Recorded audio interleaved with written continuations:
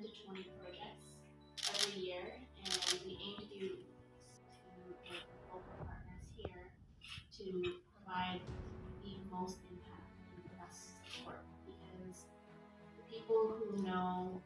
the issues best are the ones here in the community to within that we try to find how we can better help and support.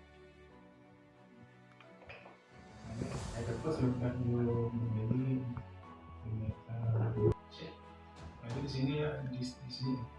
in here about the problem maybe the forest to save the forest and then to save the ecosystem of Laut Tawar.